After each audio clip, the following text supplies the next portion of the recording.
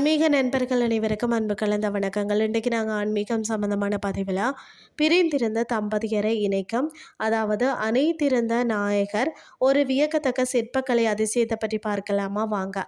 திருமண உறவில் விரிசலா, தம்பதியினிடையே ஒற்றுமை இல்லையா?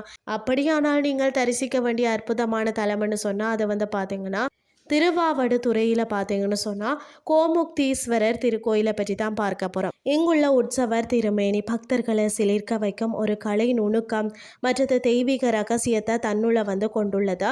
யார் இந்த அணைத்திருந்த நாயகர்? பொதுவாக சிவன் கோயில்களையும் சுவாமியையும் அம்பாலும் தனித்தனியாகவோ அல்லது அருகருகே அமர்ந்தோ காட்சியளிப்பார்கள்.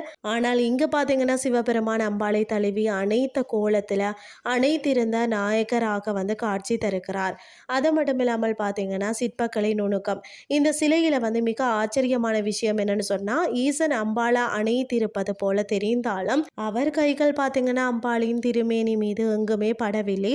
தூரத்தில் இருந்து பார்த்தால் அணைத்திருப்பது போலவும், உற்று நோக்கினால் பார்த்தீங்கன்னா இடையில ஒரு நூலிலையில இடைவெளி இருப்பதையும் காணலாம். தம்பதியர் ஒற்றுமைக்கு வழிபாடு. கருத்து வேறுபாட்டால் பிரிந்திருக்கக்கூடிய தம்பதியினர் இந்த தல நாயகனை வேண்டிக் கொண்டாலே விரைவில் மனமாற்றம் ஏற்பட்ட மீண்டும் இணைவார்கள் என்பது ஐதீகமாக இருக்கிறது.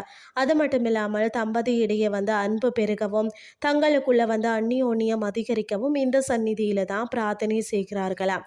அது மட்டும் இல்லாமல் பார்த்தீங்கன்னா கலை நயத்தையும் கருணையையும் ஒரு சேர காட்டும் இந்த அணைத்திருந்த நாயகரை நீங்களும் ஒரு முறை தரிசித்து ஈசனின் அருளை பெற்றுக்கொள்ளுங்கள்.